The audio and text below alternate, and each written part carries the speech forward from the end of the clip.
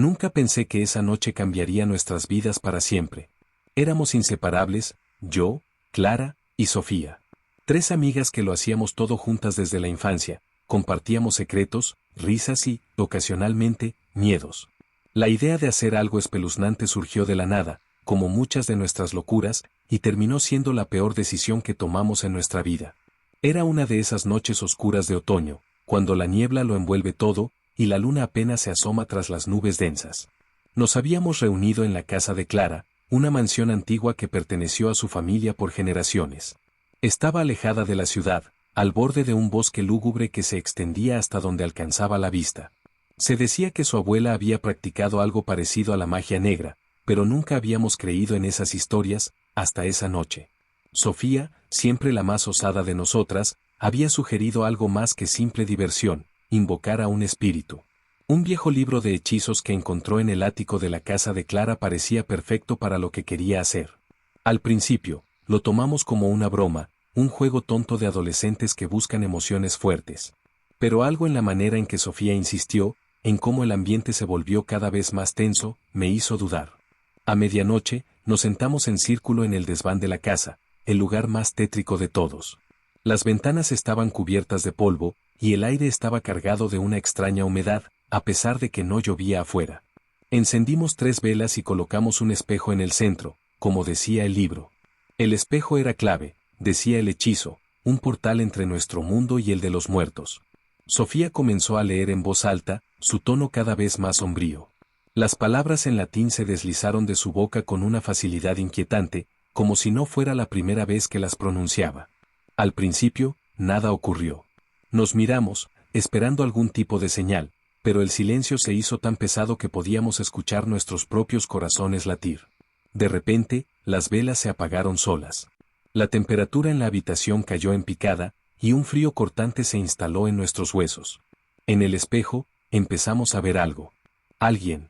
Una figura femenina, alta, de cabello largo y oscuro, con un vestido blanco manchado de tierra y sangre, apareció reflejada.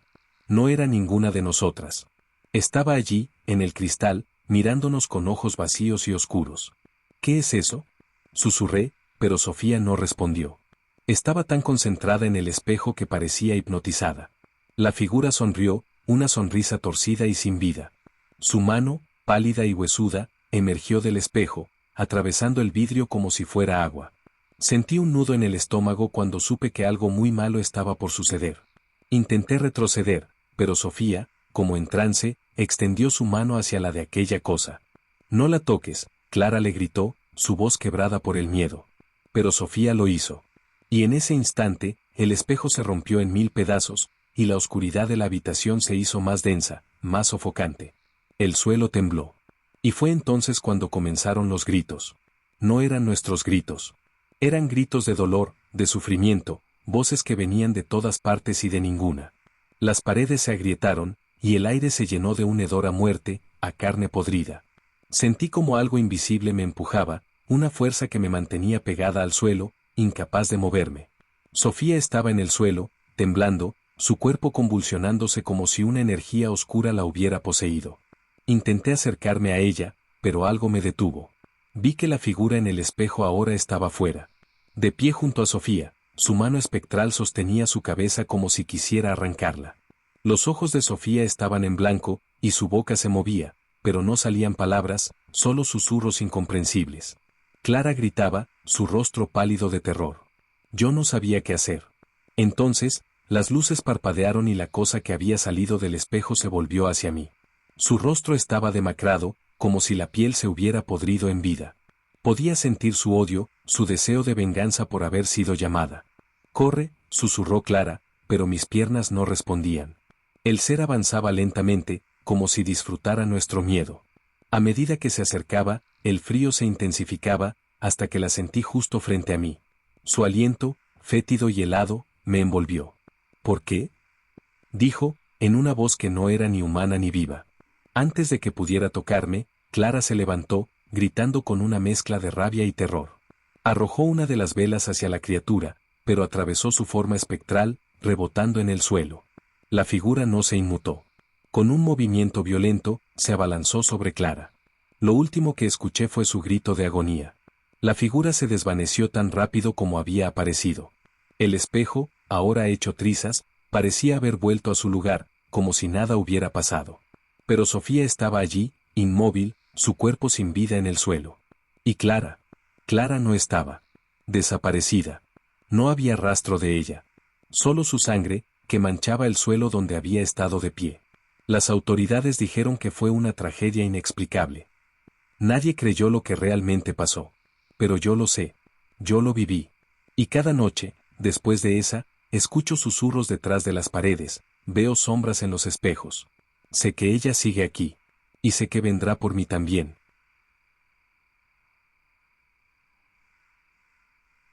Nunca me había sentido tan en casa como en el cementerio. La oscuridad, la calma, la luna derramando su luz pálida sobre las lápidas.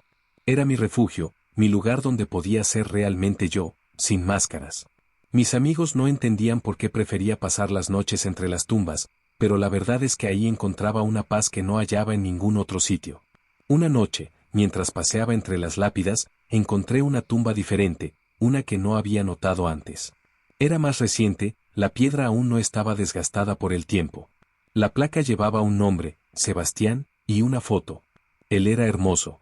Su rostro, de facciones elegantes y ojos oscuros, me atrapó en el acto. No podía apartar la vista. Su expresión era tranquila, casi melancólica, como si en vida hubiera sido un soñador, un alma atormentada por la belleza de un mundo que ya no podría ver. Volví cada noche después de eso. Al principio, solo me sentaba junto a su tumba, hablándole en susurros, contándole cómo me sentía, mis frustraciones, mis sueños. Pero pronto, mi admiración se transformó en algo más. Me enamoré. De alguna manera, Sebastián se convirtió en el centro de mi mundo. Me encontraba imaginando cómo sería si él estuviera vivo, si caminara a mi lado por esos mismos pasillos silenciosos, si me susurrara en la oscuridad. Una noche, con la luna llena colgando en el cielo como un ojo frío y vigilante, decidí hacer algo que no había pensado hasta ese momento. Me acerqué a su tumba, acaricié la piedra con mis dedos pálidos y murmuré: Sebastián, si pudieras salir de ahí, si solo pudieras estar conmigo, aunque sea por una noche. Me reí para mis adentros, sabiendo que era una fantasía, un sueño de niña gótica que había leído demasiadas historias de amor trágico. Pero en mi interior, una parte de mí anhelaba desesperadamente que mis palabras fueran escuchadas. El viento sopló con fuerza, como si el cementerio respondiera a mis susurros. A la noche siguiente, todo cambió. Me acerqué como siempre a su tumba, pero esta vez, algo estaba distinto. La tierra frente a la lápida estaba removida, como si alguien hubiera excavado. Mis manos comenzaron a temblar, pero me obligué a acercarme más.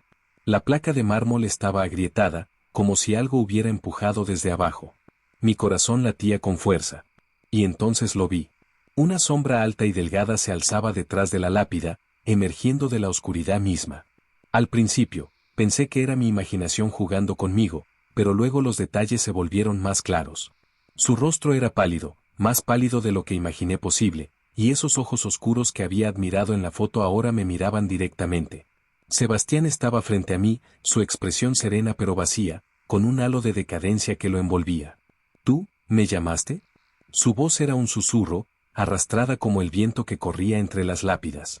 Su tono me estremeció, pero mi corazón, loco de amor, solo podía pensar en lo irreal que era todo. Lo tenía frente a mí, de pie, salido de su propia tumba. Sebastián, murmuré, sintiendo una mezcla de terror y emoción. Pensé que no podrías, pensé que... Ahora estoy aquí, dijo mientras daba un paso hacia mí. Me despertaste. No sé qué me impulsó a hacerlo, pero lo invité a mi casa.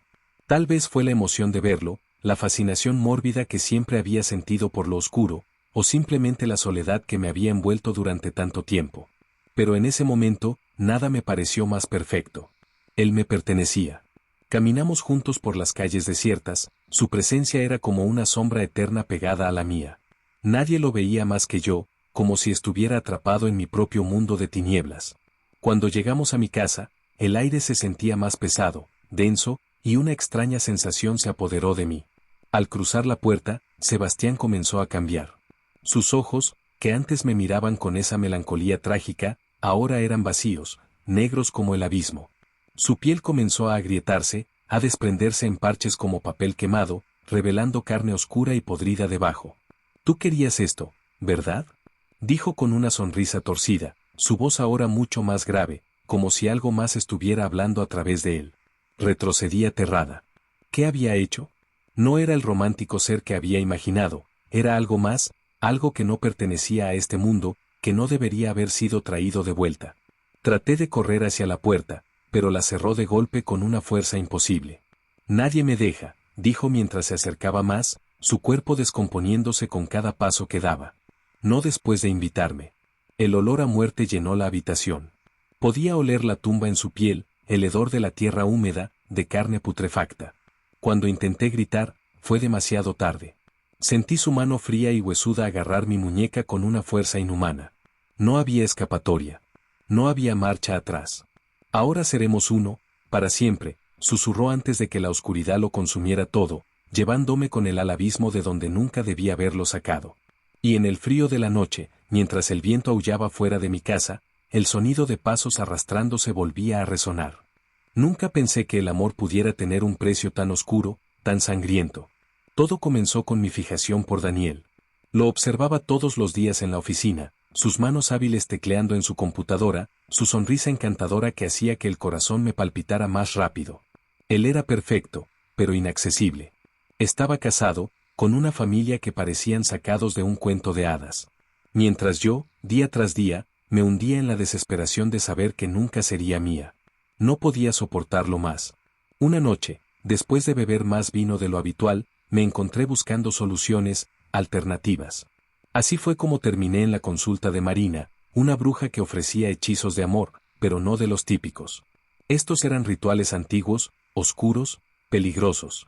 Se rumoraba que una vez que Marina actuaba, no había marcha atrás. ¿Estás segura de que quieres esto?, me preguntó, con una mirada que perforaba mi alma. Haré lo que sea. Quiero a Daniel para mí. No me importa el costo. Ella asintió, su sonrisa torcida dejando entrever algo más profundo, algo siniestro. Me entregó una pequeña bolsa de terciopelo negro y un frasco con un líquido denso y rojo. Este hechizo necesita sangre, me explicó en voz baja. Mezcla unas gotas de tu sangre con esto y ponlo en su bebida. El vínculo será indisoluble. Pero debes tener cuidado, una vez que lo hagas, lo habrás atado a ti, para siempre. No pensé en las consecuencias. El deseo me cegaba. Esa misma semana, logré que Daniel tomara un café preparado por mí, con las gotas del elixir oscuro mezcladas con mi sangre. Vi cómo lo bebía, y una extraña sensación de poder se apoderó de mí. Lo había hecho. Lo tenía. Al principio, todo parecía salir como lo planeado. Daniel se mostraba más atento, más cercano. Comenzaba a invitarme a almorzar, a compartir conversaciones íntimas. Pero su cambio fue rápido, demasiado. Pasaron pocos días antes de que su comportamiento se volviera inquietante. Una tarde, cuando se acercó a mi escritorio, noté algo extraño en su rostro. Sus ojos estaban inyectados de sangre, y su piel tenía un tono grisáceo. Había un leve temblor en sus manos. Camila, no puedo dejar de pensar en ti. Me sigues hasta en mis sueños. Su voz tenía un tono desesperado, casi febril. No soporto estar lejos de ti. Me estás matando. Sentí un escalofrío recorrer mi espalda. Algo no estaba bien. Esa noche, después de salir de la oficina, decidí dar un paseo para despejarme, pero mientras caminaba hacia mi casa, lo vi. Daniel estaba parado bajo la farola frente a mi edificio, empapado por la lluvia. Sus ojos estaban vacíos, su cabello pegado a la frente. No se movía, solo me miraba, fijamente. ¿Qué haces aquí?, pregunté, aterrorizada. No respondió. En cambio, comenzó a caminar hacia mí lentamente. Cada paso que daba, el sonido de sus zapatos mojados golpeando el pavimento resonaba en la calle vacía. Mi corazón comenzó a latir desbocado, y di un paso atrás, pero él seguía avanzando. No puedo vivir sin ti, susurró finalmente, pero algo en su tono era monstruoso. Cuando estuvo lo suficientemente cerca, vi que tenía algo en la mano. Era un cuchillo. La hoja brillaba bajo la luz de la farola, y en su rostro no había más que una máscara de locura. Daniel, por favor, intenté razonar con él, pero no había humanidad en su mirada. No quería que esto llegara tan lejos. Antes de que pudiera hacer algo, se abalanzó sobre mí. Sentí el filo del cuchillo rozando mi brazo, cortando la tela de mi abrigo y mi piel. El dolor era agudo, pero el miedo lo superaba. Logré zafarme y corrí hacia mi edificio, escuchando sus pasos detrás de mí, cada vez más rápidos, cada vez más desesperados. Me encerré en mi apartamento, jadeando, el brazo sangrando profusamente. Estaba aterrorizada. No sabía qué hacer. Esto no podía estar pasando. Durante horas, escuché su respiración pesada al otro lado de mi puerta, rascando la madera como un animal atrapado. No me atreví a moverme. En algún momento, el ruido cesó, y el silencio se hizo insoportable. Cuando finalmente reuní el valor para mirar por la mirilla, Daniel no estaba allí. Respiré aliviada, pero mi alivio duró poco. Algo me olía mal, muy mal. La mañana siguiente, cuando llegué al trabajo, el caos reinaba. La esposa de Daniel había desaparecido, y la policía estaba por todas partes. El aire estaba cargado de tensión. Sentía que mi mundo se desmoronaba. Esa misma noche, mientras intentaba dormir, escuché un ruido proveniente de la sala de estar. Me levanté, aterrada, y fui a investigar. Ahí, en medio de mi sala, estaba Daniel. Su rostro estaba cubierto de sangre, la ropa desgarrada. Sostenía una cabeza entre sus manos. El cabello largo y mojado caía como un manto oscuro alrededor del rostro inerte de su esposa. Lo hice por ti, dijo, sonriendo de manera grotesca. Ahora nadie podrá separarnos. Sentí que me faltaba el aire. Retrocedí, temblando, mientras él avanzaba hacia mí, con la cabeza de su esposa goteando sangre sobre el suelo. Te amo tanto, Camila, susurró, mientras el cuchillo aún manchado de sangre se levantaba lentamente. El miedo me paralizó. Sabía que no tenía escapatoria.